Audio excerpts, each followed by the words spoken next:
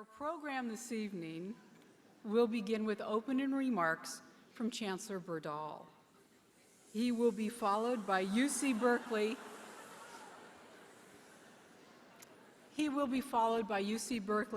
Professor Nazar Al-Sayed, Chair of the Center for Middle Eastern Studies, who will introduce tonight's guest speaker, Columbia University Professor Edward Said.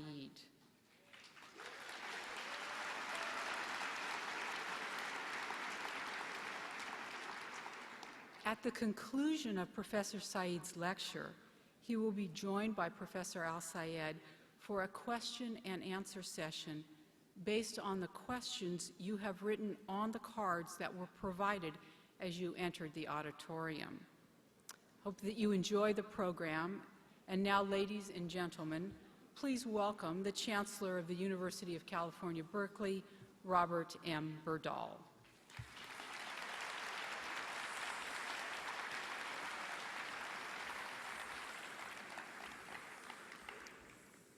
Not supposed to hiss.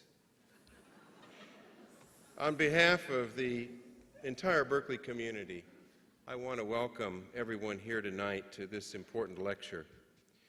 Over the past year and a half, in countless ways each day, we've been forced to recognize that we no longer enjoy the security we once possessed. Our personal universe, defined by the freedom of action and movement it provided, has been substantially reduced as well. The world itself has become smaller as we come to recognize that struggles that once seemed remote are now quite immediate. And now, it would appear, we stand on the threshold of a war that may change us and our place in the world in ways we cannot begin to contemplate. It is important, therefore, that as a community of learners, we try to educate ourselves about the complexity of the issues that the world confronts. This forum today, along with others we've had on the campus, is a part of that effort. Given the attendance at the lectures and the demand for tickets, these forums, held in the course of this year, make it clear that there is a hunger for information, a desire to be informed by opposing points of view. This is what it means to be a university. And thus the campus is co-sponsoring this event in this Zellerbach Hall with a tape-delayed television broadcast and a screening in Wheeler Auditorium for the overflow audience. And I think this represents a really wonderful opportunity for us to extend our learning. It gives me great pleasure to welcome Professor Edward Said from Columbia University as our distinguished visitor today. We're delighted that he's been able to join us. We know that this trip has been a difficult and an arduous one for Professor Said, and we're most grateful for his coming to Berkeley. Our own Professor Nazar Al-Sayed of the Berkeley Center for Middle Eastern Studies worked very hard to bring about this talk, and indeed has been working for several years to bring Professor Said back to the campus. Professor Al-Sayed, who is chair of the Center for Middle Eastern Studies, is a prominent scholar of architecture and urban planning. As head of the Berkeley Center, he is a leading force in cultural studies. Please join me in welcoming to the podium Professor Al-Sayed.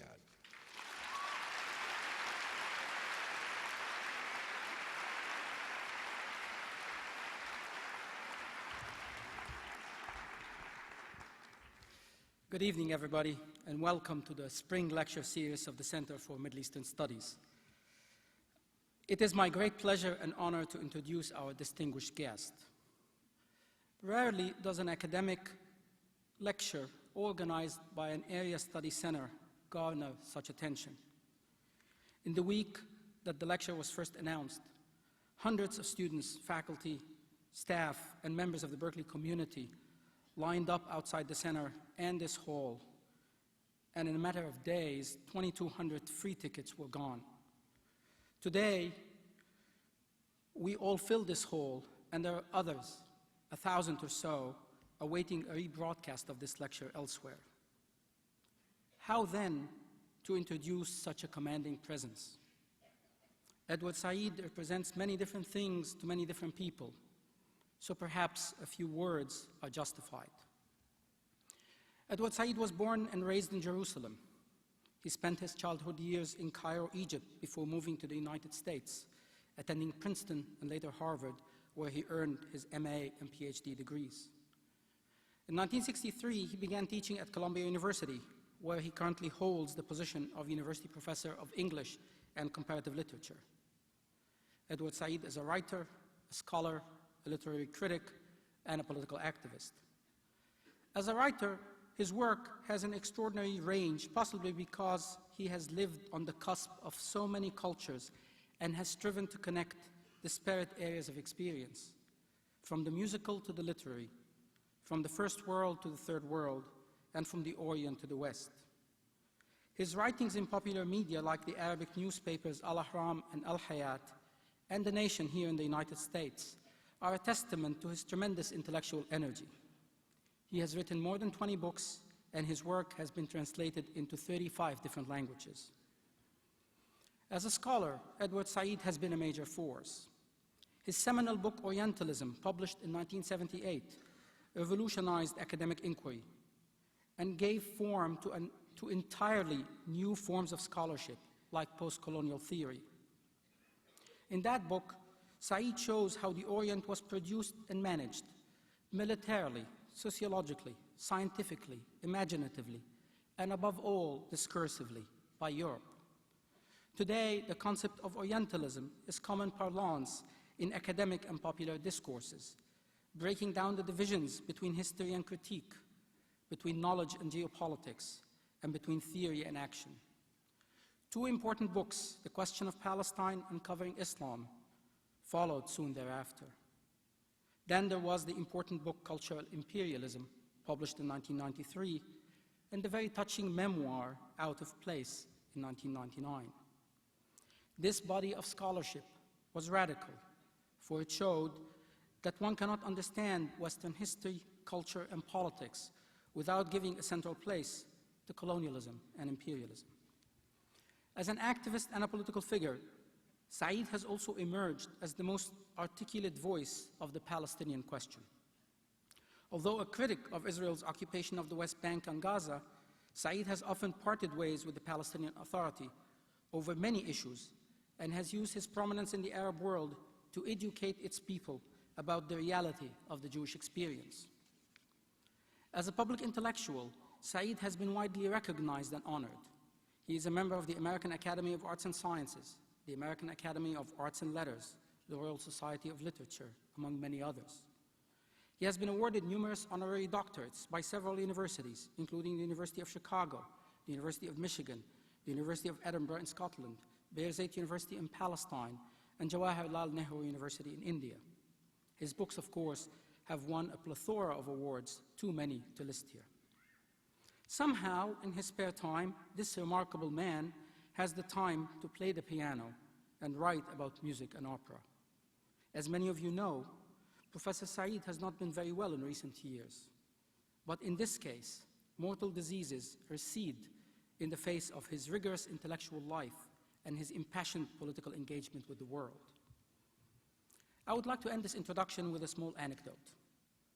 Like many of us on this campus, I go every morning to Cafe Strada to get my cappuccino.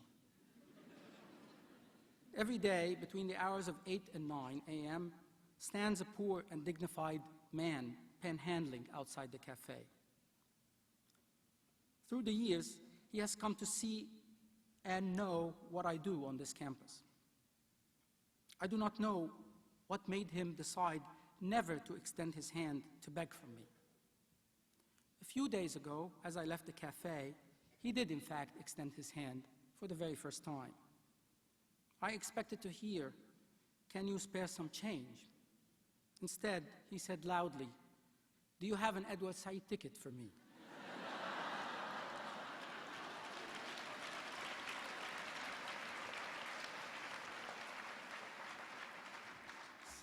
Some of us would like to think of this as a Berkeley story, but I think of it as an Edward Said story. Please join me in welcoming Edward Said to our campus.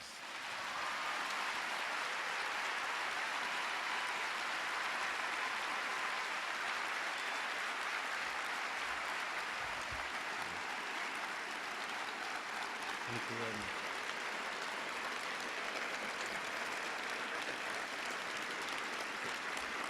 Thank you. Thank you very much.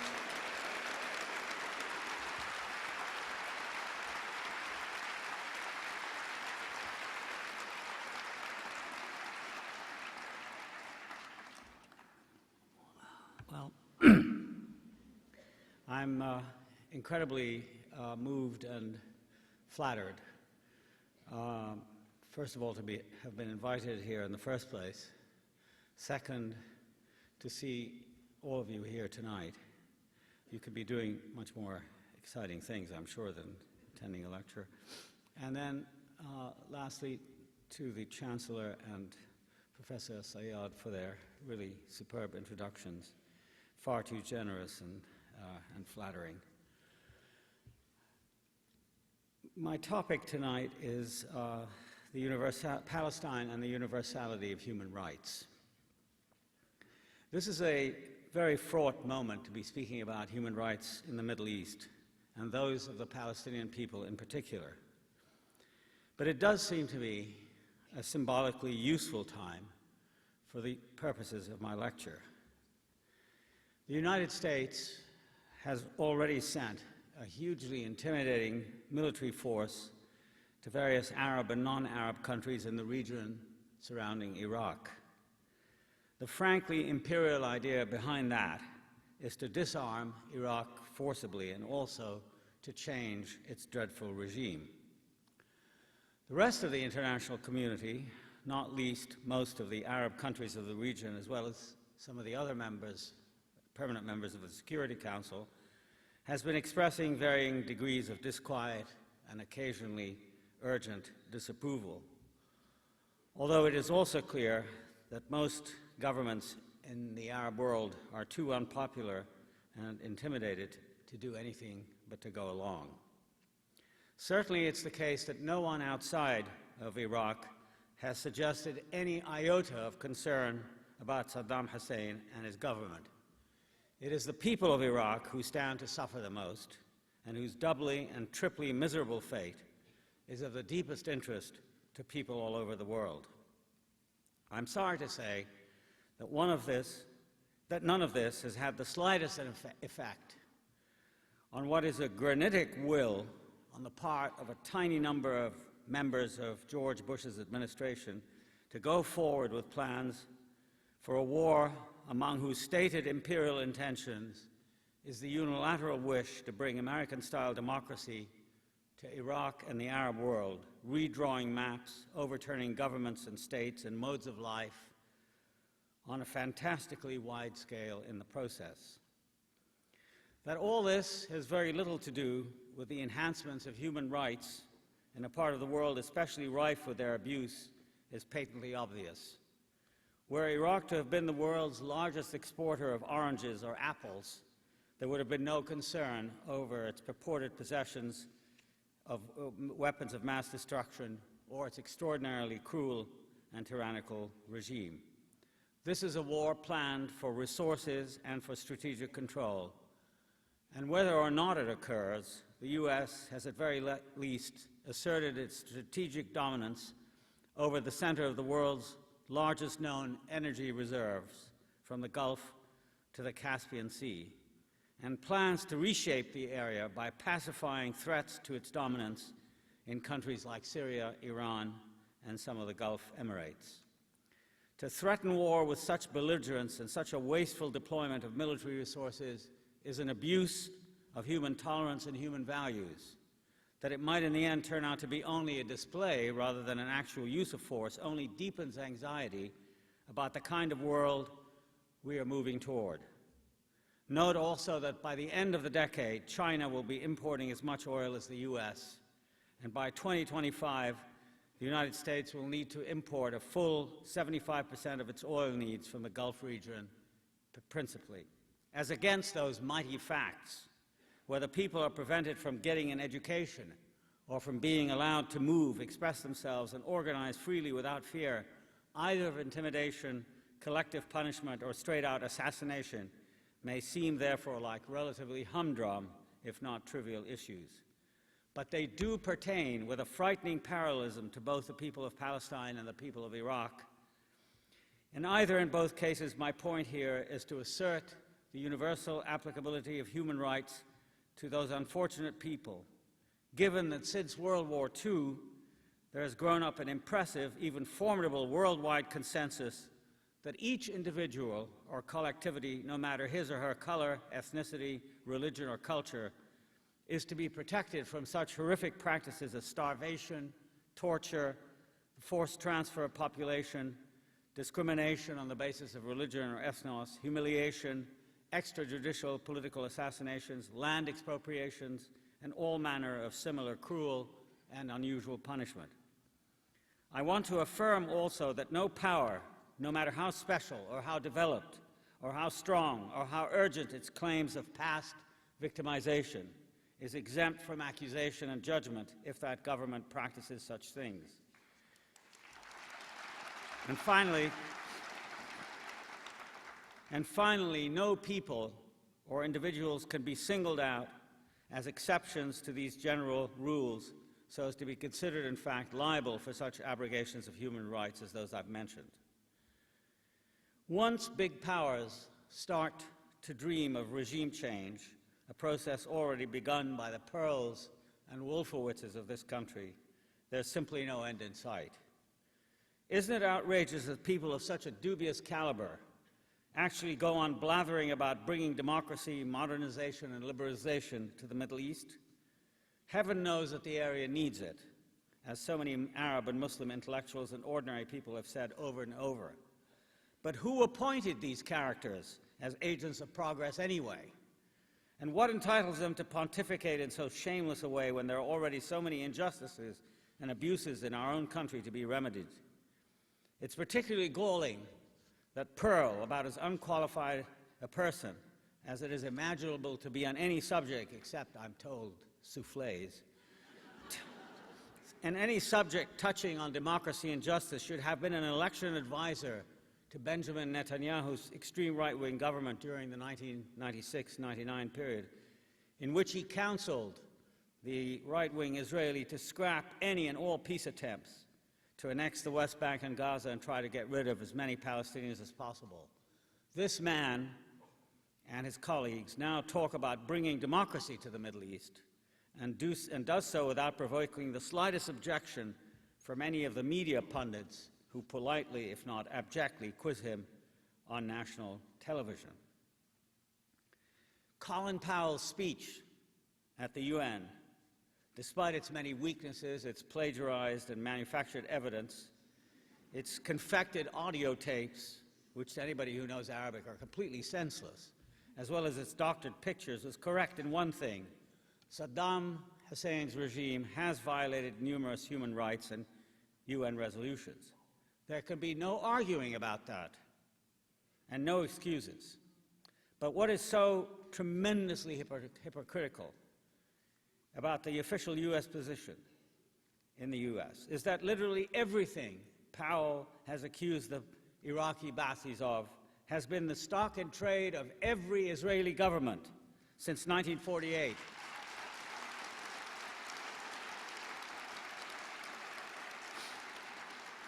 And at no time more flagrantly since the occupation of 1967. Torture, illegal detention, assassination, assaults against civilians with missiles, helicopters and jet fighters, the annexation of territory, the transportation of civilians from one place to another for the purpose of imprisonment, mass killing, as in Qana, Jenin, Sabra, and Shatila, to mention only the most obvious, the denial of rights to free passage and unimpeded civilian movement, education, medical aid, the use of civilians for human shields, humiliation, punishment of families, house demolitions on a mass scale, destruction of agricultural land, expropriation of water, illegal settlement, economic pauperization, attacks on hospitals, medical workers and ambulances, the killing of UN personnel, to name only the most outrageous abuses. All these, it should be noted with emphasis, have been carried on with the total, unconditional support of the United States, which has not only supplied Israel with the weapons for such practices and every kind of military and intelligence aid, but has also given Israel upwards of $135 billion in economic aid on a scale that beggars the relative amount per capita spent by our government on its own citizens. This is an unconscionable record to hold against the U.S. and the Secretary of State as its human symbol in particular. As the person in charge of U.S. foreign policy, it's his specific responsibility to uphold the laws of this country and to make sure that the enforcement of human rights and the promotion of freedom is applied uniformly without exception or condition. How he and his co-workers can stand up before the world and righteously sermonize against Iraq while at the same time completely ignoring the ongoing American partnership in human rights abuses with Israel defies credibility. And yet no one, in all the justified critiques of the U.S. position that have appeared since Powell made his great UN speech, has focused on this point. And that is what I want to do this evening.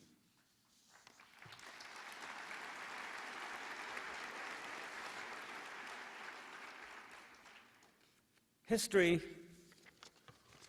is made by men and women. Excuse me.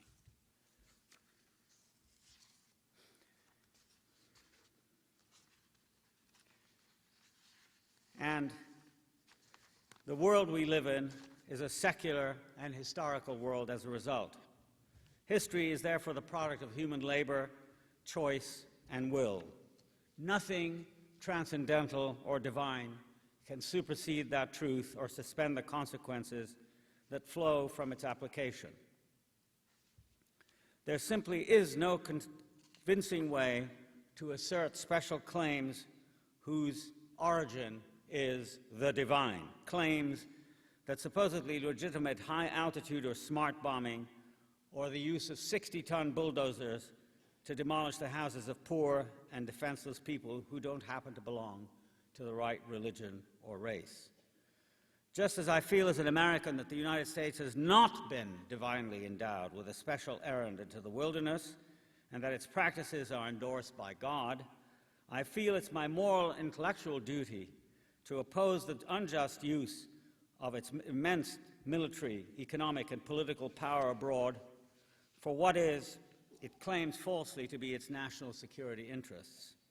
I have no power, so I must resort to the tools of education, to writing and speaking. By the same token, I want to reiterate my conviction here that the specific case of the denial of the human rights of the Palestinian people by the State of Israel cannot at all be justified on any of the grounds routinely accepted by far too many individuals and governments who would be the first to object to similar behavior in other cases. So far from Israel and the Palestinians being a special case of unusual circumstances, I think the exact opposite is true. That because Palestine is perhaps of all places on earth the one most densely saturated with cultural and religious significance, precisely that reality makes it an instance of universality thwarted and flouted. The universality of human coexistence, human acceptance of the other, and the human construction of a just and fair society for all, and certainly not only some, of its residents. The point is that no state at all,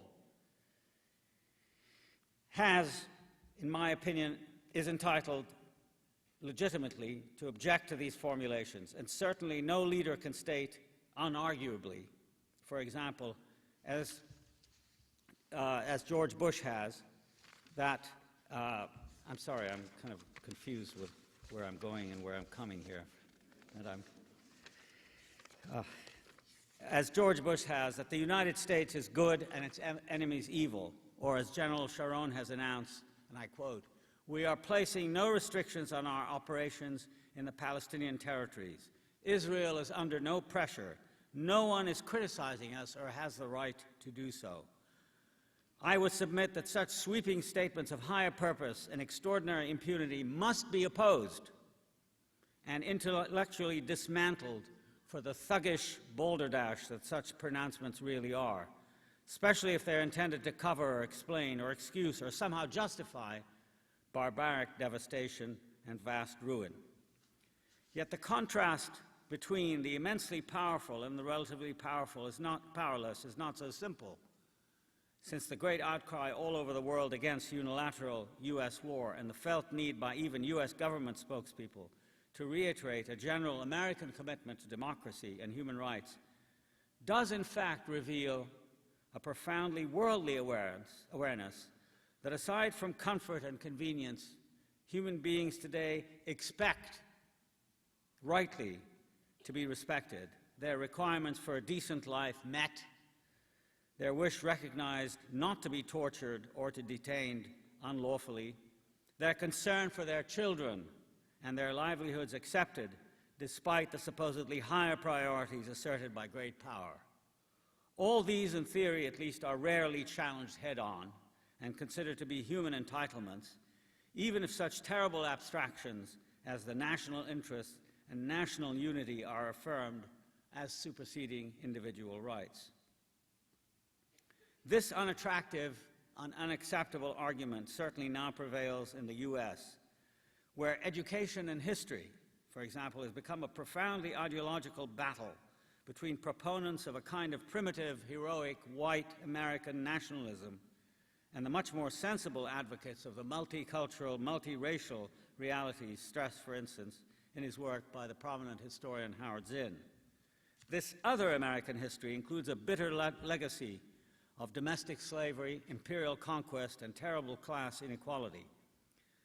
So the universally widespread conviction that everyone on earth deserves a modicum of human rights has only a symbolic moral power, perhaps too ill-endowed to take on so redoubtable a force as American global reach and all too numerous local henchmen and fearsome neoconservative spokespeople who want so-called American values to rule the world, resistance and objections notwithstanding. To speak about Palestinian rights in so skewed a context, therefore, may seem quixotic. And certainly the current impression that Israel and the U.S. have borne all before them in their stubbornly ingrained hostility to Palestinian self-determination reinforces the superficial impression. But I want to argue that is not at all there is to the whole truth. There are other accomplishments and realities also to be noted with positive approbation and admiration. During my own lifetime, Palestinians, since the climactic events of 1948, when their society was destroyed and the establishment of Israel occurred, Palestinians have gone from the status of non-persons to that of a universally acknowledged national collectivity, i.e., a people, by virtue not of force of arms, but of other means, some of which I want to rehearse here.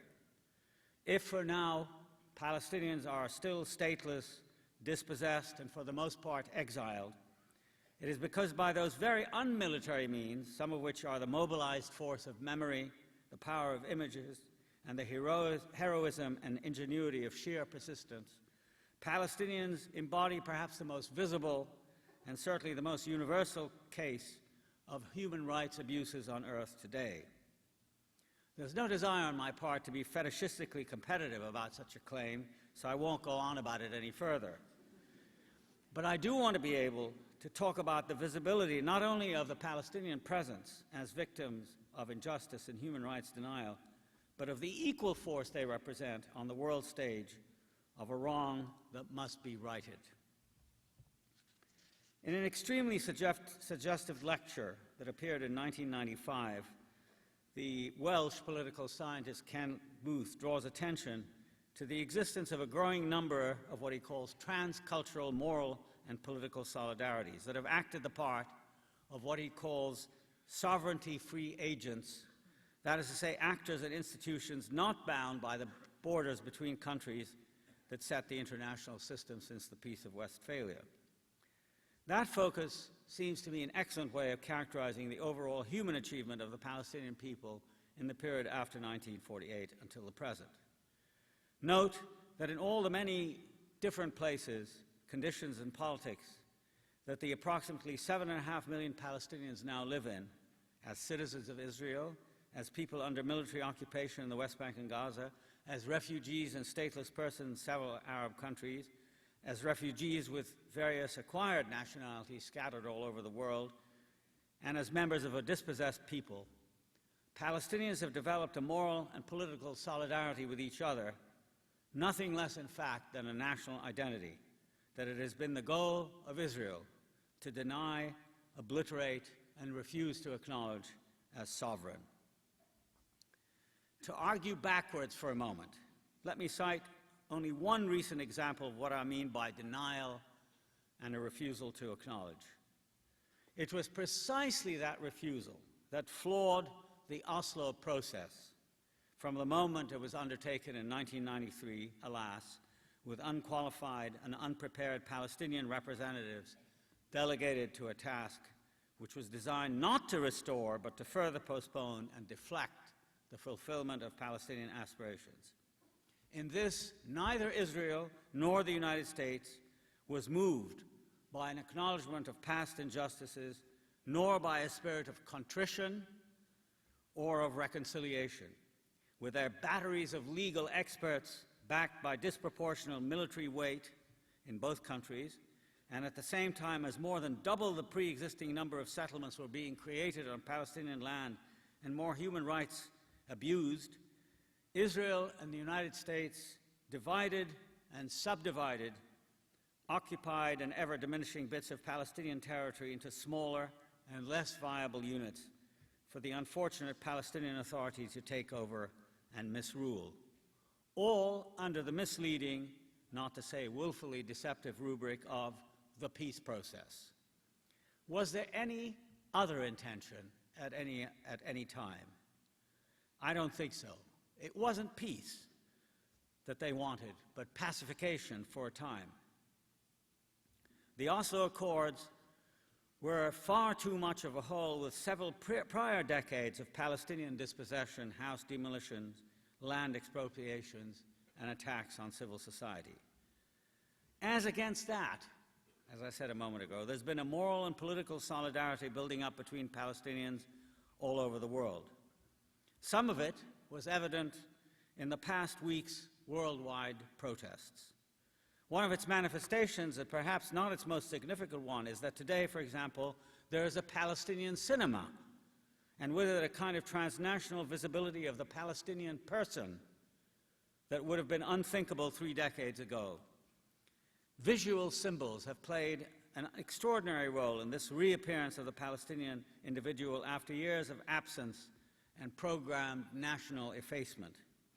I don't want to rehearse here the steps taken by Israel inside former Palestine to systematically obliterate the centuries-old Arab presence along with its symbols and structures.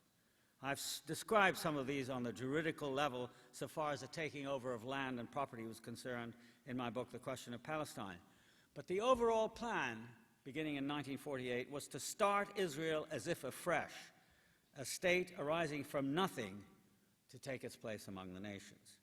In the affirmation of its renewed millennial identity, Israel managed for quite a while to remove the traces of Palestinian life for the most part, even though, of course, a large number of these traces, who remained as a remnant of people despite the expulsions of 1948, were there as a humbled and scarcely perceptible presence, ruled by military government inside Israel until 1966. Even so apparently innocent a discipline as archaeology thereafter was complicit in the making over of the land and its markers as if there had never been any Arab Palestinians there. This is chillingly described by Nadia Abul-Hajj in her recent book, Facts on the Ground, Archaeological Practice and Territorial Self-Fashioning in Israeli Society. Her argument is that in the process of providing Israel with an ancient, objectivized history visible in archaeological evidence, the traces of other, more historically adjunct histories were ignored or simply moved away.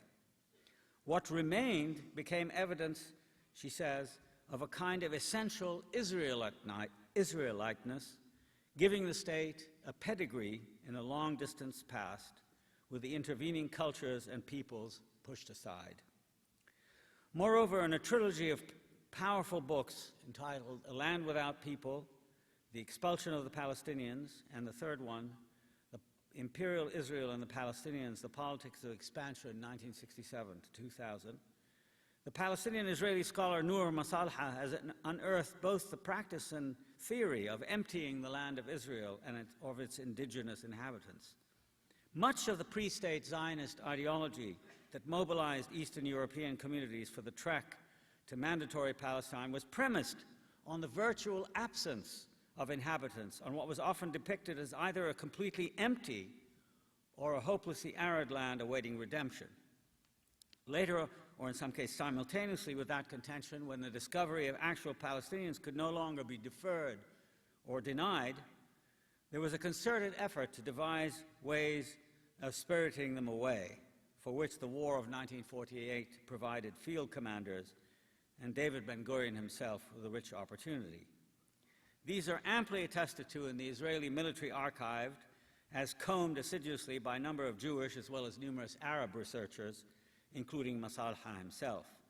Since 1967, the desire to efface or repress what has remained of an institutionalized Palestinian life in the cities and villages of the West Bank and Gaza has remained an often explicitly stated Israeli goal, recently hidden inside the polemics of a war for Israel's survival and a defense against extremist terrorism.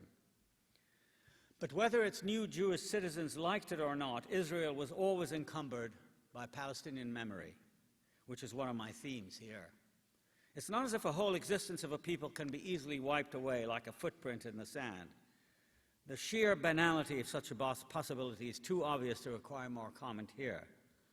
What I would like to note, however, is that as the resourceful Palestinian-Israeli sociologist Ahmad Saadi has shown in a brilliant piece of historical and social synthesis, the more Israel has unilaterally exerted its considerable force to bury the Palestinian past, as it were, there has been a painstaking collective and yet uncoordinated Palestinian memory that has maintained Palestinian history since the Nakba of 1948 as a tremendously potent site of memory.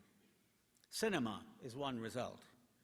What has remained of the vastly dispersed and disjunctive fragments of history since 1948 have been painstakingly collected over time by individuals as objects of memory, such objects as house keys, title deeds, photographs, letters, newspaper clippings, embroideries, and so forth. And through film, fiction, poetry, oral discourse, critical and political analysis, significant or traumatic collective experiences like the Deir Yassin, Kufr Qasim, Sabra and Shatila, and Jenin events, the significant episodes of Palestinian suffering have been preserved along with the national life that bore and outlived them. I remember writing in 1982 that whenever one of us had an opportunity to speak publicly, there was a felt requirement to start narrating the national collective narrative as if from scratch. No freestanding Palestinian story was available that could place before the world the chronological sequence of dispossession and catastrophic loss that has so disfigured and mutilated contemporary Palestinian life. Such a sequence has been interdicted in all sorts of ways, far too many times, by such things as the carting off by Israeli soldiers of Palestinian archives in Beirut during the 1982 invasion. And only the other day, the Israeli occupation army similarly removed records, computers, hard drives, statistics from Palestinian offices at the Central Bureau of Statistics, the Ministry of Education, and elsewhere in the West Bank. Whether this was meant to put a stop to Palestinian national life just short of full ethnic cleansing, I don't want to speculate here, but that such procedures are of a piece with claims that Israel is fighting for its life and that in occupying and destroying everything possible by tanks, bulldozers, F-16s, and Apache helicopters, it is defending itself against terrorists who happen to have no army or viable means of defense or means of waging war of any description, that seems totally obvious. In any event, the great narrative of Palestinian life hasn't yet been achieved any more than the fulfillment of its logical national aspirations have been fulfilled, although it seems just as obvious that there is no regression, no flagging among Palestinians everywhere on that inexorable drive. Despite all this, a Palestinian nation in exile has emerged with an unmistakable outline and personality of its own. The vast network of institutions, groups, and collectivities scattered all over the world that sustains the continuity of Palestinian national life is an amazing thing. It has drawn not only on the mobilized energies of Palestinians everywhere, but also on the dazzlingly widespread commitment to them of their friends, allies, and comrades all over the world. The obstacles placed before the path of Palestinians on a daily, minute-by-minute basis cannot be overestimated. Each of them a conscious, willful abuse of human rights collected from everywhere, literally, in the history of colonial brutality against indigenous people, but now protracted into several regimes, simultaneous regimes of oppression. Note, please, the utter inequality of power between stateless and dispersed Palestinians and the collection of Arab states who offend their humanity, who dehumanize them, but who nevertheless house them. In Lebanon, for example, 400,000 Palestinians are kept stateless, their medical needs largely unattended to, their ability to work, study, and reside as they please, all of them universally accorded human rights. These are scandalously curtailed by statutory laws designed expressly for that purpose. In Syria and Egypt, similar conditions apply, only with smaller numbers of Palestinians involved. In countries where Palestinians have been fortunate enough to acquire citizenship, there are invidious laws that discriminate against them as somehow different from the rest of the population. This is sadly true even in this country. In the practice, for example, of racial profiling or singling out Palestinians in universities and in lines at the airport. Inside Israel, non-Jewish Palestinians are underrepresented. They are juridically not allowed rights of immigration, land ownership, and buying. These rights are automatically accorded to the Jewish citizen of the state and indeed of Jewish people everywhere in the world. Since late 2001, extra pressure on the Palestinians as a community has been applied to them inside Israel, even though they represent over 20% of Israel's population. As for the West Bank and Gaza in particular, the 35-year-old military occupation, now the longest and most brutally sustained in modern history, has taken a terrific toll in the human condition of the Palestinians on every level.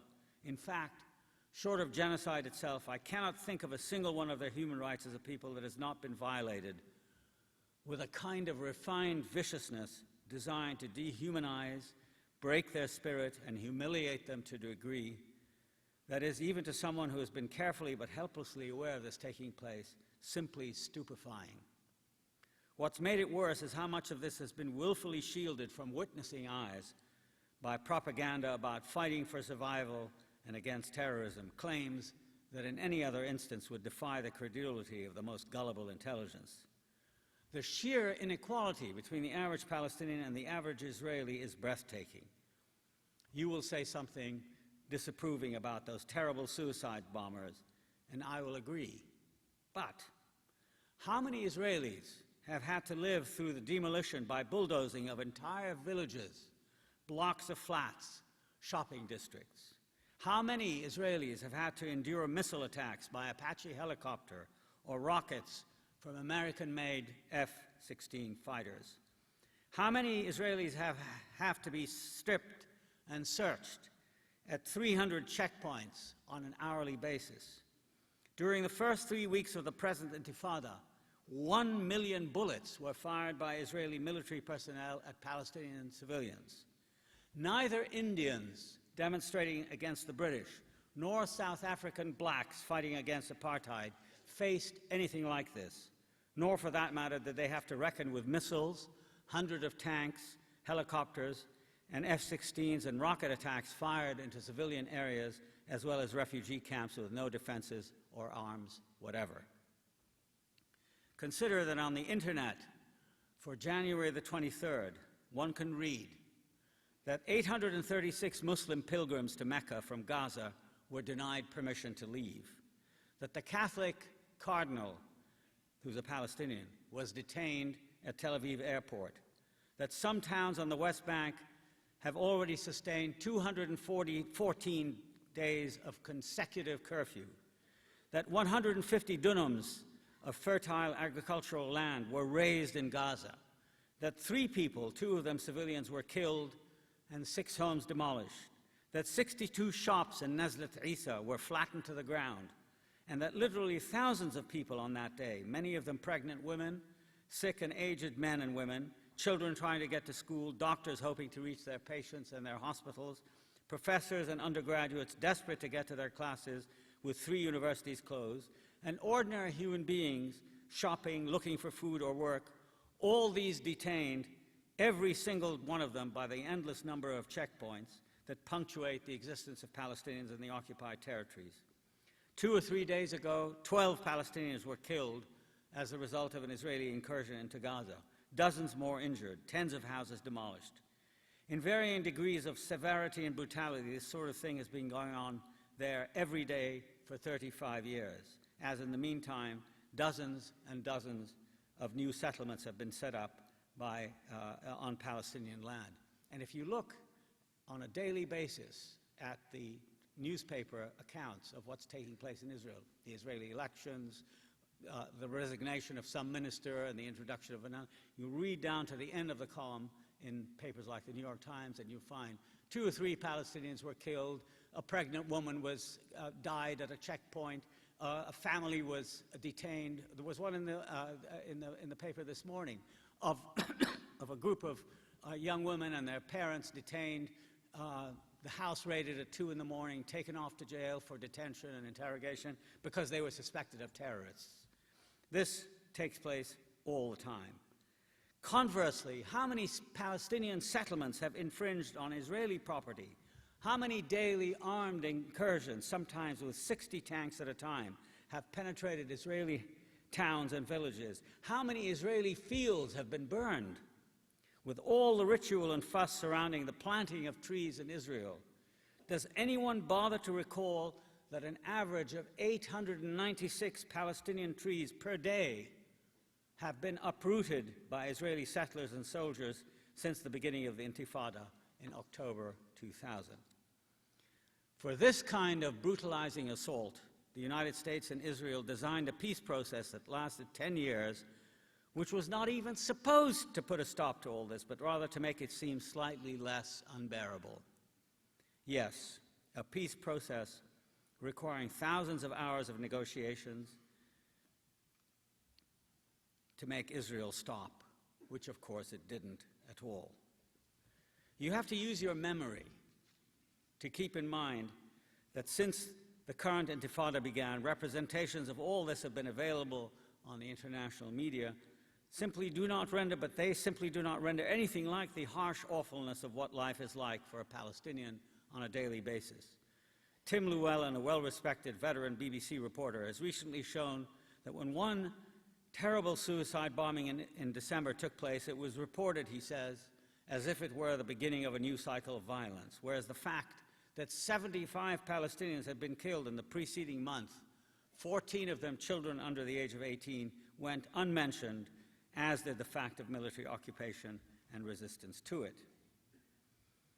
Making the astonishing illegality and inhumanity of Israel's policy of Palestinian immiseration even more difficult to recall or even to see, not only for outsiders, so to speak, but even for Israelis themselves, is that, as Amira Haas writes in Haaretz, and I quote her here, a person could travel the length and breadth of the West Bank without ever knowing not only the names of the villages and cities whose lands were confiscated to build the Jewish settlements and neighborhood, but even the fact that they exist, most of their names cannot be found on the road signs. A Jew traveling on the almost empty roads of the West Bank would think that there are no longer any Arabs. They do not travel on the wide roads used by Jews." End of quote. It's equally significant of the assault on memory and visible reality that the entire Gaza Strip, which contains 1.3 million Palestinians and a mere 7,000 Israeli settlers who control the water resources, as they do also on the other occupied territories, and are protected by thousands of Israeli soldiers, the whole of Gaza is surrounded by an electrified wire fence, making Gaza, as an Israeli journalist has noted, in effect a gigantic prison. Both Barak and now Sharon have pressed ahead with a building of a fantastically expensive wall, which, quite apart from destroying more Arab land and separating towns from their farm acreage on a vast scale, is designed to blot out the existence of the Palestinians. All of this has gone on with the full support of the United States and its passive taxpayers. This tremendous assault on memory, to say nothing about current reality, is quite without precedent or analogy in our postmodern times, not in former Yugoslavia, nor in Africa, nor elsewhere in Asia and Australia, with the kind of approbation that Israel has gotten.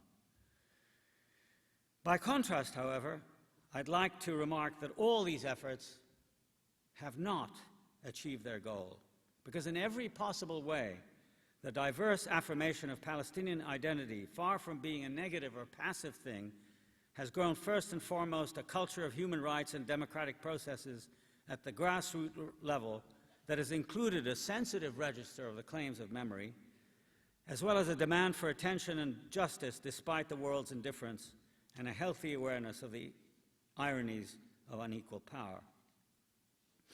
The other fact I'd like to note is that even though in the US and parts of Europe the notion of Palestine is associated invidiously with terror and violence, there is, as I said earlier, a serious contradiction to that superficial association in an ongoing and recognized Palestinian national life with a quite peculiar, if not outright, eccentric tenacity to it that has simply overcome all the terrible ordeals placed in its past.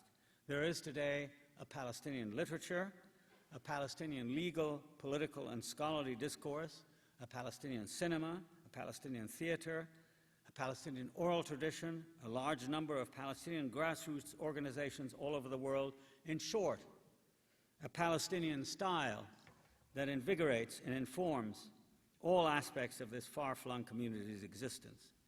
The main thing about it that I want to assert is that it is quite irreversible and is fully an organic part of the universal debates on human rights, injustice, and the narrative of human freedom. Moreover, it's situated in contemporary awareness in all sorts of interesting ways. The habit of considering everything about Palestinian as at bottom being anti-Israel does an extreme disservice to the richness of the achievement I've been discussing.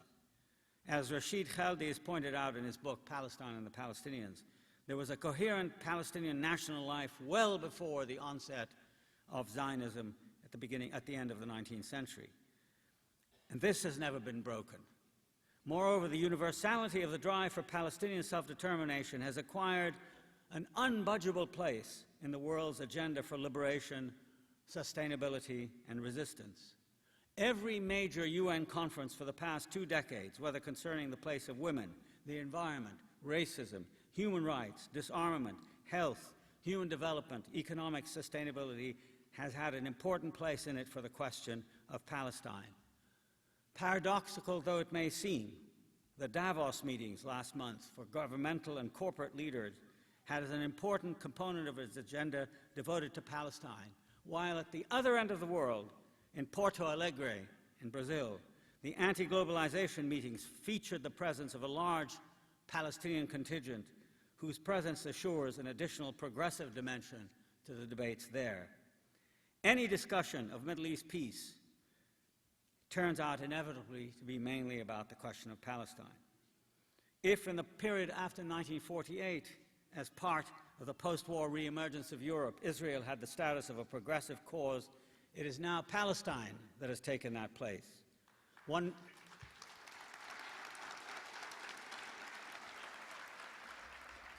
need only think of the support Israel had from such people as Jean-Paul Sartre and Simone de Beauvoir to gauge how far from that position it has today fallen. As some of its homegrown critics like Amos Elon and Avishai Margalit have noted sadly, that since the first Intifada of 1987, Israel has been transformed dramatically into a symbol of oppression and injustice, lumped together with the United States for its imperial arrogance, its supremacist attitudes, and its inhumane policies towards the Palestinians over which it has ruled for so long. Divestment campaigns reminiscent of the anti-apartheid movement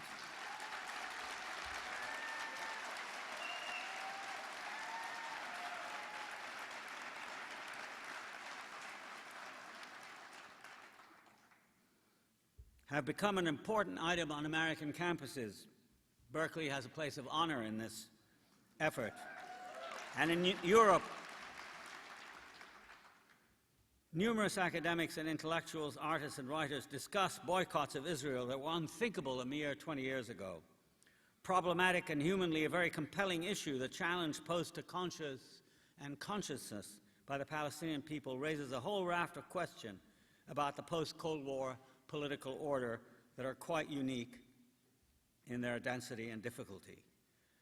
Contentious and noisy though some of these may be, I want to bring this lecture to a close by looking at three of them as dispassionately as I can. I won't minimize the fact that I'm a partisan and that I believe that the cause of Palestine and Palestinian human rights is one of the great idealizing symbols of our time. But it's just as true that its bristlingly complex nature is what makes it so. So there are at least three very difficult, very thorny oppositions or syntheses that I want to look at now, not from the viewpoint of a policy expert offering solutions and pragmatic answers, but from the perspective I can bring, that of a humanist and intellectual who's been profoundly engaged in the matter, but who is independent, and I would like to think as free as it's practically possible to be of unshakable doctrinal or ideological hobbles. Take the matter of victimhood as a start. For a Palestinian like myself, who's had the most fortunate and the most luxurious of life, compared with the overwhelming number of my refugee compatriots, or those who've had to live under Israeli rule for decades, it's still difficult for me to minimize how much more Palestinians have been sinned against than as a whole they have sinned, how much they have suffered terribly in an unacknowledged silence even today. As of this moment, not a single major Israeli political or intellectual figure has articulated any serious contrition, to say nothing of accepting responsibility for the disastered and sustained human suffering of the Palestinian people. I know nothing at all in contemporary history quite like this amazing stone wall of obduracy and denial. And yet, I must also say that the legacy of persecution, genocide, and anti-Semitism that is so much a part of Israel's history is a background to be figured in and contended with just the same. Two communities of sufferings, I've called them in the past. But one must, I think, make clear that at the present time, one community has a tremendous balance of power in its favor. The other is, so to speak, the victim of the former victim. Israeli policies, as well as the meditation of many Western liberals who feel a collective guilt for Christian and European anti-Semitism, nevertheless must be able to disentangle the past from the present, to make very clear distinctions between respecting the appalling past injustices heaped on Jews historically on the one hand, and on the other simply excusing what the state of the Jews has done to the entire Palestinian people ever since. There is simply no earthly or divine dispensation that would excuse a state or a people for wreaking havoc upon another while pleading through the travails of its own past as an excuse.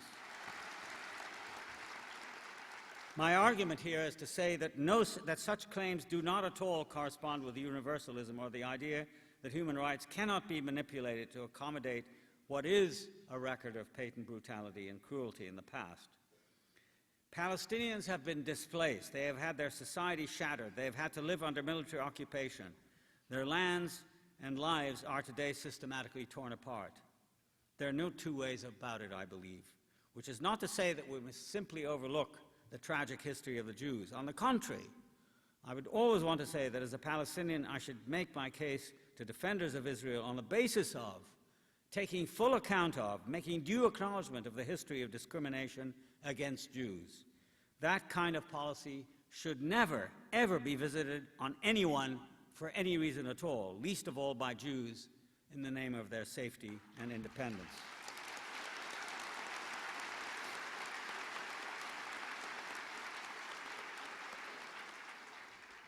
The second opposition is the one that sees the contest between Palestinians and Israelis as a contest of nationalisms, which at their most feverish and embattled fail the crucial test of awareness, the awareness of the other. Historically, Palestine is a palimpsest of an enormous number of peoples and civilizations, each of them serially leaving traces and effects that have lasted for several centuries.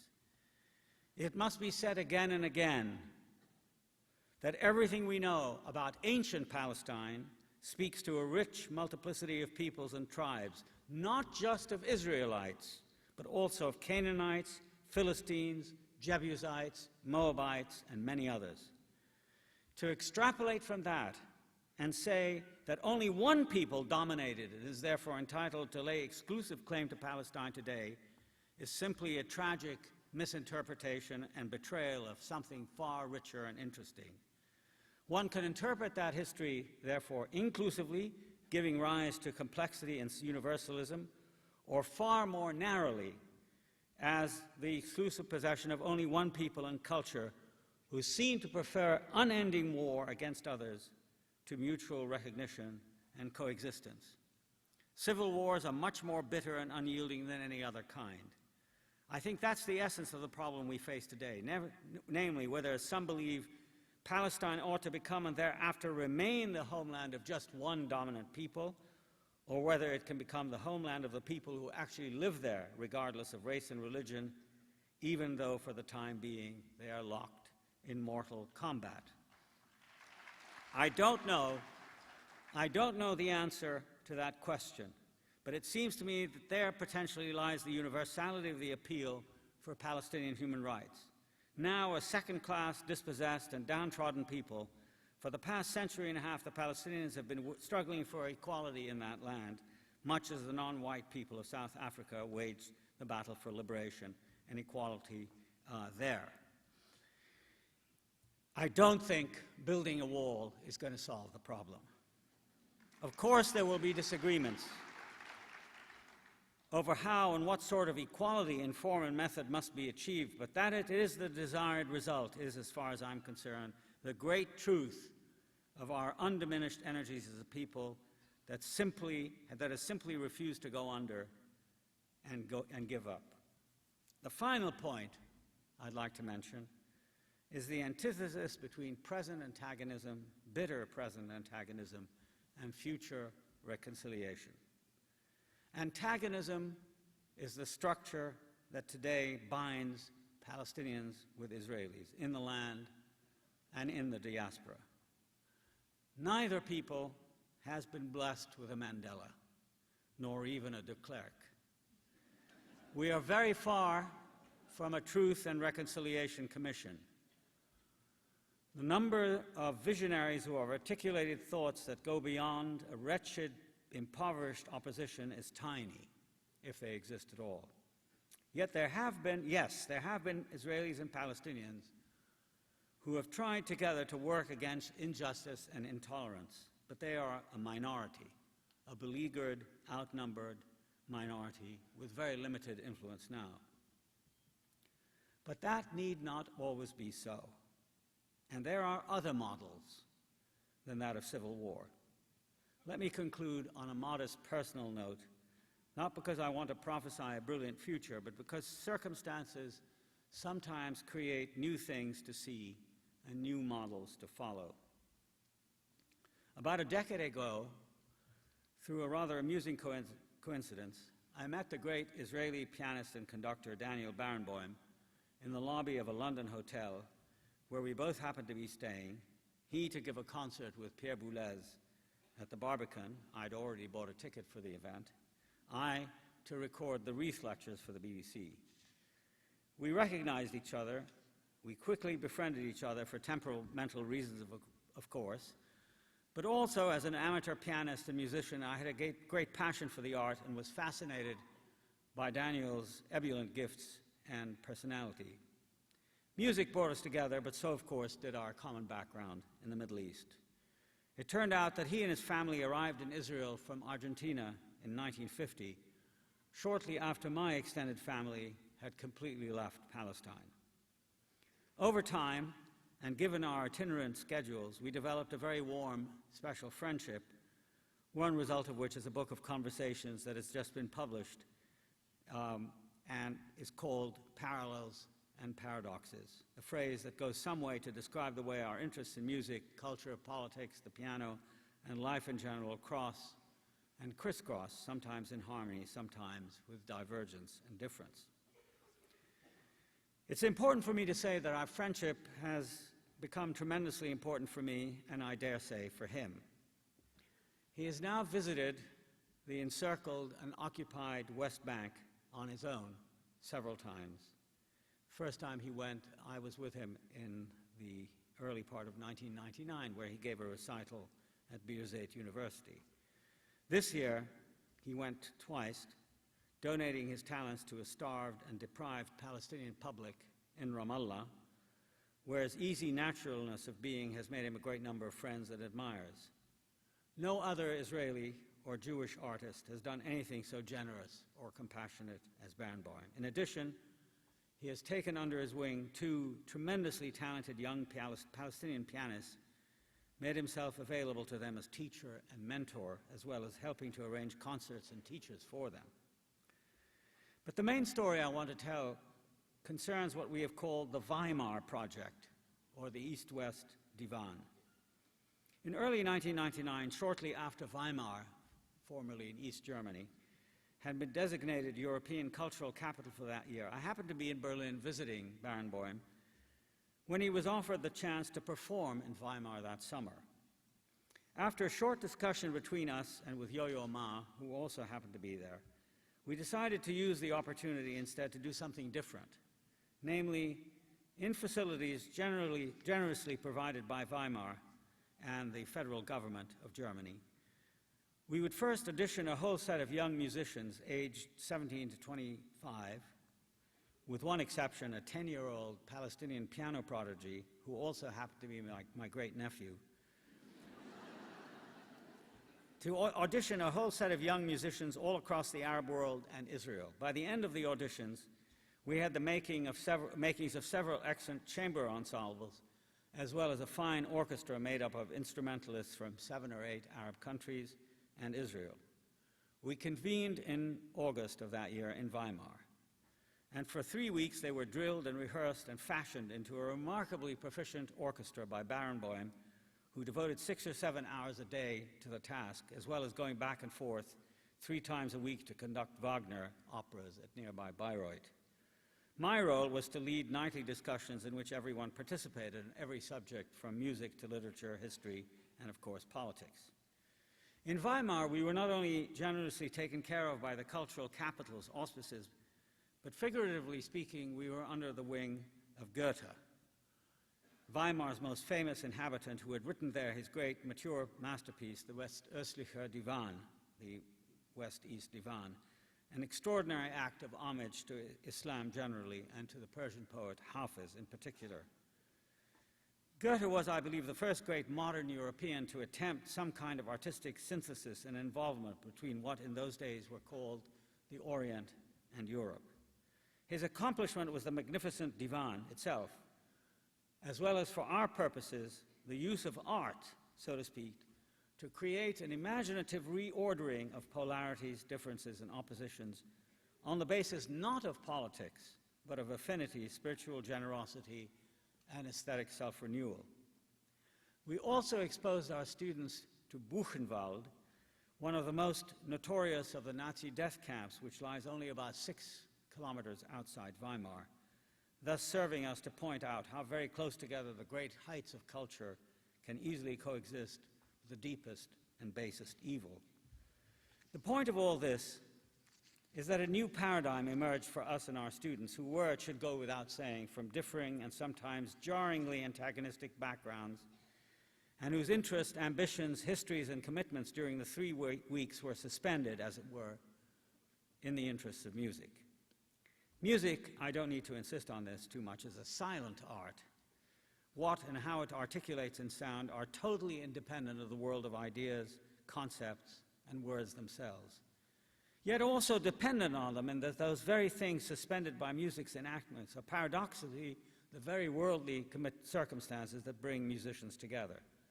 But that opposition and symbiosis between music and the world, so to speak, proved amazingly fertile. We did another summer in Weimar the next year, 2000. In 2001, we went to Chicago. And last year, and for the next few years, including this one, our East-West Divan has been adopted by the Andalusian government, as well as a private foundation of 3 cultures. Seville has become our new home. From Weimar to Seville is, I deeply believe, a totally different trajectory and paradigm for Arabs and Israelis. There's no political program to what we do, since everything is subordinated to music, which for 3 weeks possesses everyone, in addition, of course, to the practical matter of living and working and talking together. The point of telling you this story is to suggest how, despite the incredibly polarized, antagonistic, and discordant world in which we live, there's always the possibility of another alternative type of social model.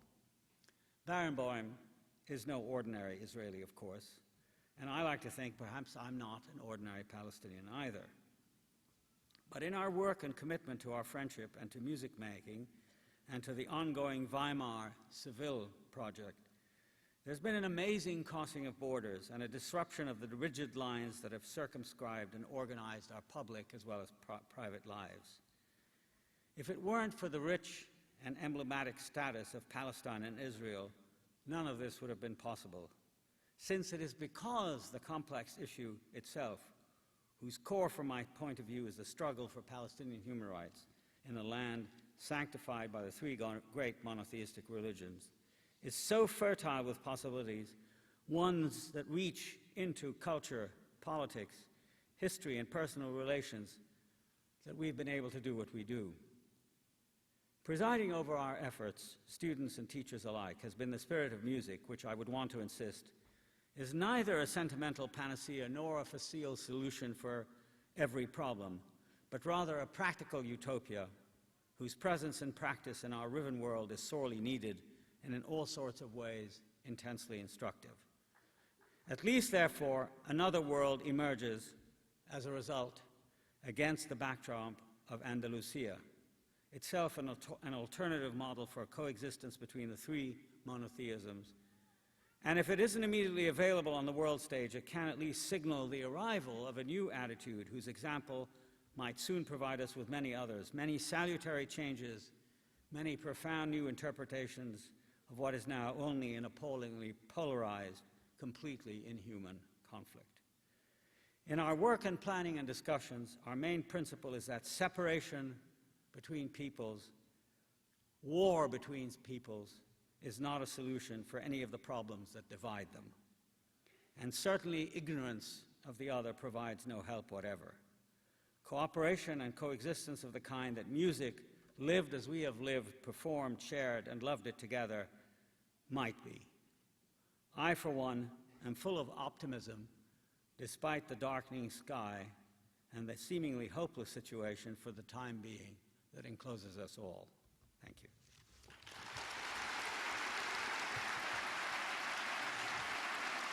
To the questions and answers part of this event. The staff at Zellerbach Hall was kind enough to pass on to all of you some cards. About 40 cards or so of questions were passed on to me. We received another 40 by email in the last week or so at the Middle East Center. Clearly, Professor Said will not be able to answer 80 questions. However, I did what I'm trained to do as an academic, particularly under pressure and with very little light, and I classified these questions into 3 types. The first actually deals mainly with issues of the Arab-Israeli conflict. The second deals with issues of scholarship and Professor Said's contribution to scholarship. And the third deals fundamentally with personal questions and his opinions about issues of identity.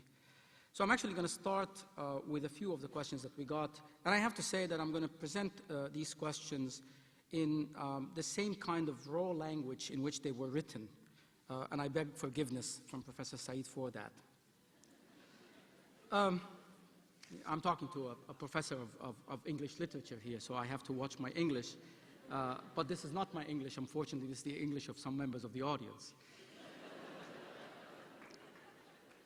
A recent study suggested that the Arab world has made very little progress towards democracy in recent years, while other parts of the Third World particularly have become a lot more democratic. What are the prospects of democracy in the Arab world? What is it about Arab culture that seems so antagonistic to democracy? Well, I think the last point is kind of, well, you say raw. I think it's kind of stupid. I don't think there's any. I don't think there's anything about any culture that commits it either to democracy or tyranny or anything else. As I said, cultures are made by people, and people do everything. I mean, had one asked the question, say, 50 years ago in Europe, what is it about Europeans that makes them so bloody-minded? Or about Germans that makes them, you know, prone to genocide, for example, the question would have, you know, would have been dismissed after a bit as not the right way to ask it.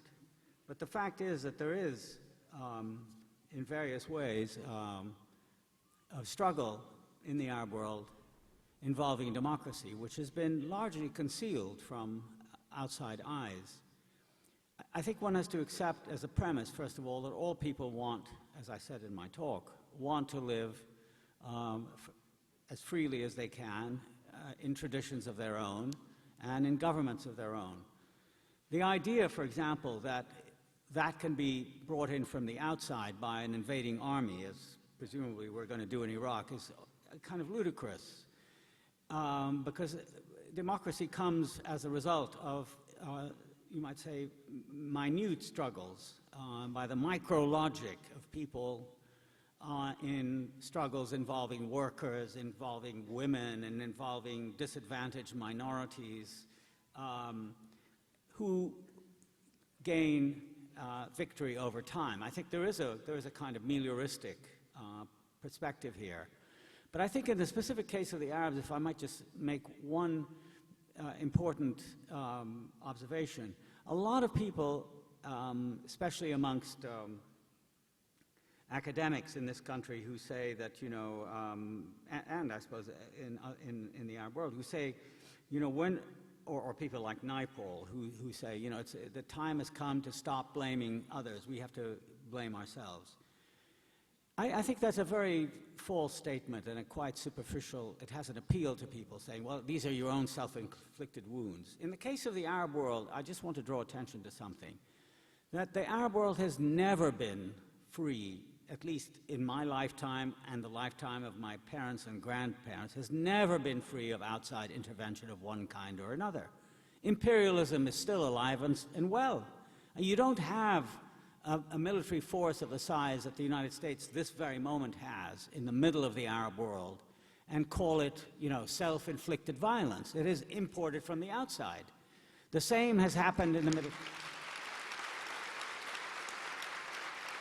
The same has happened in the Middle East since the early 20th century. There's been a struggle for democracy and independence that has been thwarted, first by the British and the French, then by the Israelis and then the Americans, which is continuing every day and is created. Now, here we get to the self-incrimination. We get distorted societies.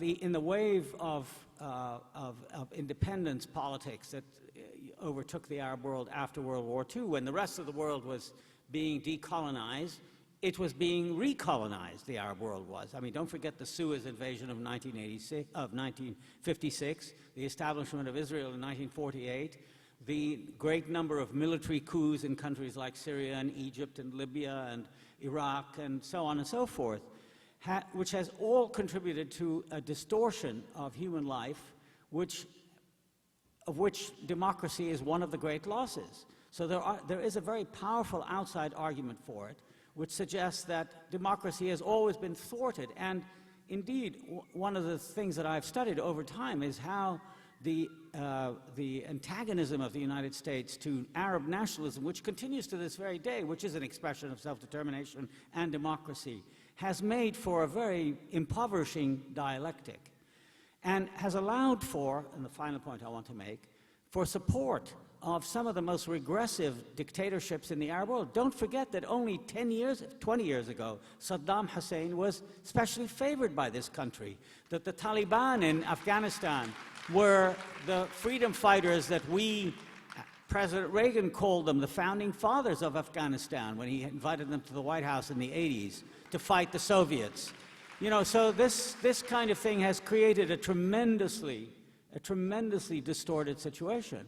And I think, therefore, it's wrong to simply say that this is some innate fault of Arab culture or Islam as a religion, etc., because you can point to other moments in the history of the Arabs and of Islam in which a completely different situation obtained.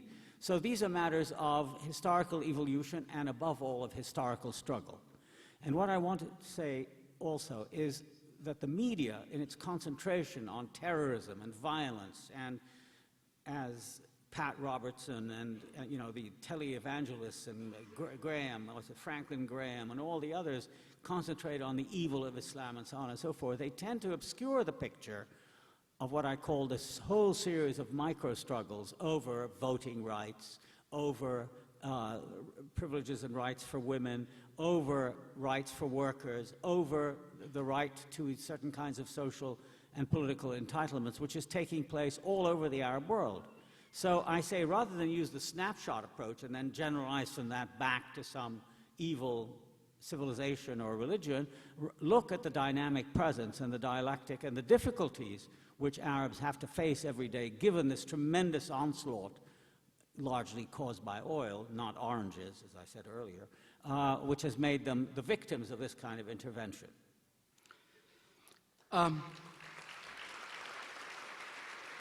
It's actually two questions merged in one. Given that a two-state solution looks logistically impossible, what do you see as a viable alternative? And do you really believe that a one-state, multi-ethnic, multi-religious is possible in Israel-Palestine? I don't think it's, I don't think it's possible now. There is I can't speak for Israelis, but my impression is that they want a state on their own, to practice their sense of Jewish identity on their own. And I know that Palestinians want the same thing. I mean, they want to have an independent national existence with land over which they have sovereignty, which they haven't got. And the land is getting less every day. And, the settlements, as I said, have now taken up most of the land. And the policies of the present government, of the Sharon government, are anything but interested in Palestinian independence or two states or anything of the sort. But the facts are, unfortunately, quite different from that, or fortunately. There will be demographic parity in the land of historical Palestine by the end of this decade. There will be as many Jews as there are Arabs, or vice versa, many Arabs as there are Jews. They are more and more intertwined with each other. As I've said on other occasions, the history of Israel and the history of Palestine are inextricable from each other. And I don't think that the idea of building a wall or carving out little cantons for Palestinians to live in is going to work in the long run. There are too many popular pressures, there are too many interactions that have gone on for that kind of separation. Now, I'm not a political scientist, nor am I a visionary of some sort that can imagine schemes for resolving this deep political struggle. But I do think that education, an understanding of the other, those things can operate on both sides. Of course, it's much harder for Palestinians. I mean, you can't tell a Palestinian farmer whose land is being bulldozed by the Israeli army to widen the road things that I've seen many times in my travels in Palestine, you can't tell a Palestinian farmer, well, think about coexistence, think about the horrors of the Jewish past. You know, it'll all work. That's very difficult.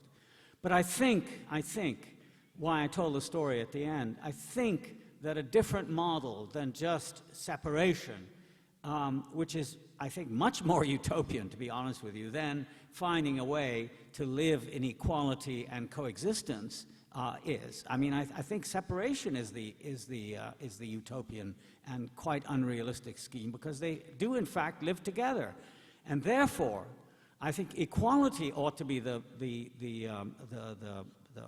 keynote of the future. Equality and self-determination for both people. There are two people in one land, which is very small, which cannot be realistically partitioned any more than you can build settlements with thousands of yards of electrical wire around them and expect people just to want to leave and go and pretend they're not there.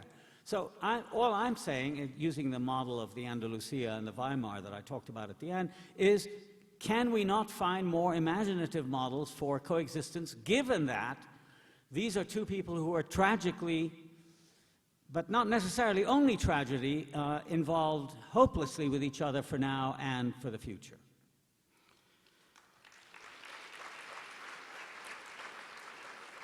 I want to make sure that I get basically to all three types of questions, so I'm going to move on here. This question is about Orientalism as a discourse, as an academic discourse. Why has Orientalism had more of an impact on South Asian studies and on the South Asian context more than on Middle Eastern studies? In other words, Orientalism helped subaltern studies take off. Why didn't a similar movement take place in Middle Eastern studies? I think it did. I mean, I think that the Middle Eastern, not being a practitioner of Middle Eastern studies myself, I can only talk about it from the outside, but if you look at the types of books that were written in the 60s and 70s, and the types of books that were written after Orientals came out, I mean, I don't want to, claim the credit for all this, but there was a seismic change, I think, in the attitude of younger scholars of the Middle East after Orientalism came out that is quite dramatic, I think. I mean, there's for one thing, an actual involvement with the people of the Arab and Islamic world is now much more common among scholars than it was, say, in the generation of von Grunebaum and Goldziher and Bernard Lewis, who lives on, past every other generation, without changing, I should add. I mean, he's a... So I don't agree with that stipulation. I think there's been a quite extraordinary change in the social studies, in the humanities, where gender studies in what used to be called Oriental studies, where literary analysis of a kind that was never attempted by people, plus the sense, and the most important thing, is that the culture of the Middle East, for people who read and write about it in the academic setting, is a living thing. It used to be for Orientalists, it used to be the dead cultures. That what was much more important was an 8th century Arab poem rather than a poem written by a living poet today. I think that's been completely changed as a very lively, for thousands of other reasons. The involvement of the world in the Middle East has become much greater, of course. But I think what's happened is that there's been a vivification of the field that is really quite dramatic and really quite as interesting and quite as deep-seated as that has taken place in South Asian studies.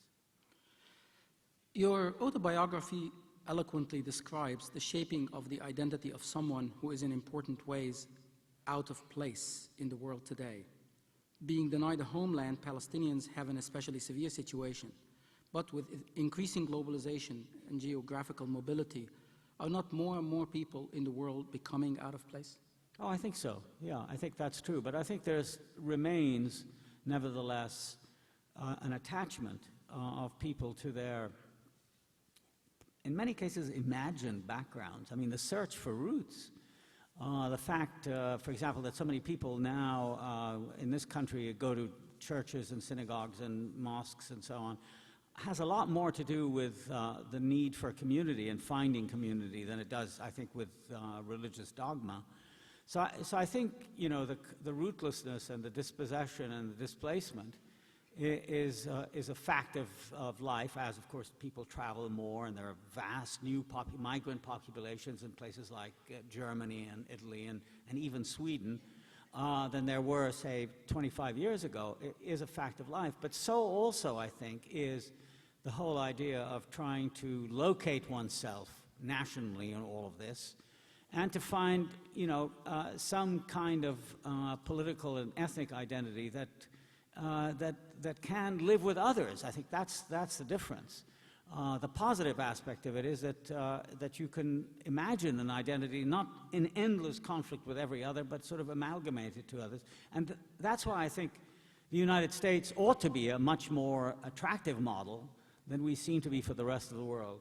But precisely because this is an immigrant society, and I think the idea of turning it into a Judeo-Christian kind of savage god of revenge, and we're going to right the world's injustices, and we're going to go to war, does a tremendous disservice to the reality of this country. But for Palestinians,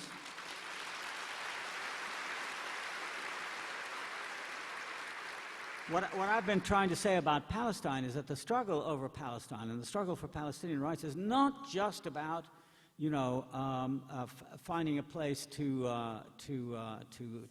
go back to, which of course many refugees do want to do. That's perfectly understandable. It has a much more universal reach, I think, than that. And it's come to represent a struggle for a particular kind of recognition that has been denied it for many years, particularly in the setting, you might say, of sort of East versus West. I mean, because the Palestinians are an Arab outside people, precisely locked in combat with a people that had been precisely that kind of people before. I mean, the Jews used to be the model of the diasporic, exilic people, and now the two of them are locked in a kind of combat, which is you know, has attracted a great deal of attention. And for that reason, I think there's a great deal at stake in that particular struggle, which is why I think it has the universality and appeal which it does. I have time for two more questions. What can we, as ordinary American citizens, do to promote peace with justice for both Palestinians and Israelis? Well, I think, first of all, is to have the courage to speak out. Everybody knows now.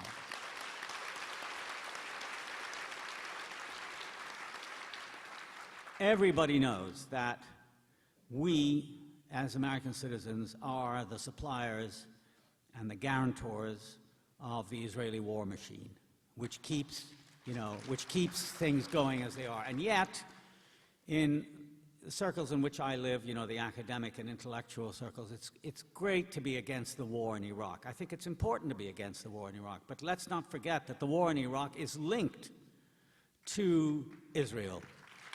And that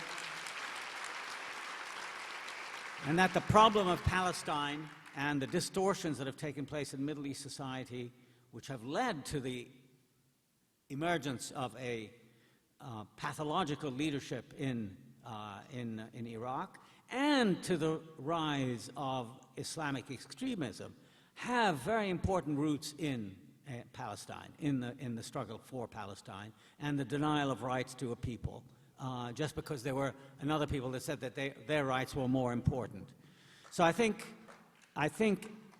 speaking out is extremely important, that Palestine and Israel have been kept under wraps because you're afraid to offend people, because so many powerful people would maybe deny you a job or not publish your article. I think that has to go out. We have to talk openly about it, remembering that we have responsibilities as citizens for the money that we spend, you know, in Israel and in the Middle East in the most profligate and destructive ways, not only propping up undemocratic governments all over the place, but also in fighting wars that are tremendously costly and humanly impoverishing in the worst possible way.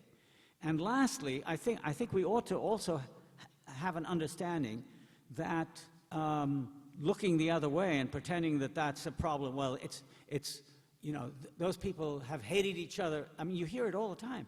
It'll never be solved, not in our lifetime. These people have hated each other for generations. It goes back to time immemorial. That's simply not true. That is simply not true. All human conflict is created by humans, and it can be resolved by humans. And I think we have to feel ourselves as part of this.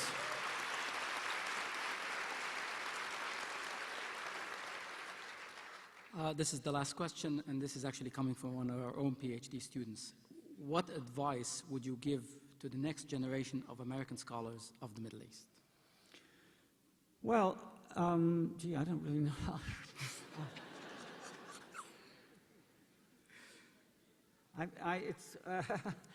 I think that the idea of scholarship, especially of the kind that involves living cultures, is difficult to maintain without a sense of engagement and commitment, but also of a certain kind of detachment and skepticism. I think in my own lifetime, I've been teaching now for almost 40 years, and of course fashions come and go, structuralism, post-structuralism, modernism, postmodernism, all of that stuff, and right across, in all the humanistic fields.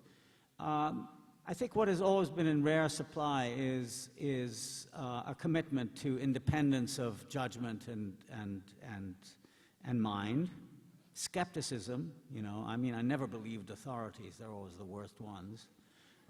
And third, and most important, as I said, is an engagement in the ongoing social struggles, which one, as a student of the humanities or the social sciences, has to identify and take sides in. I'm not talking about,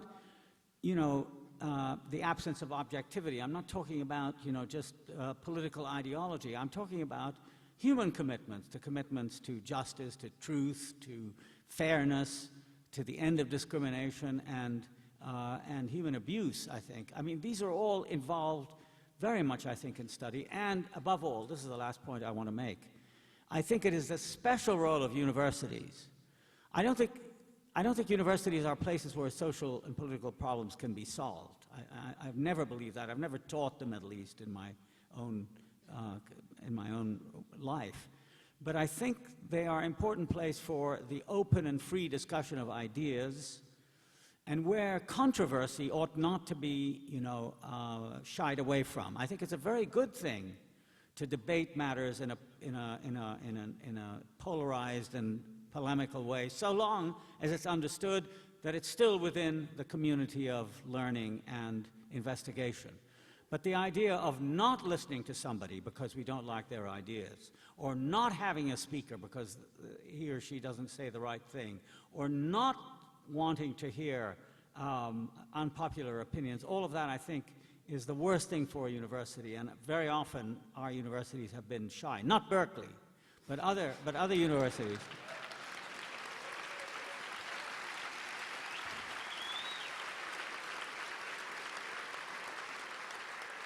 Professor Said, thank you very much for your very graceful appearance here this morning.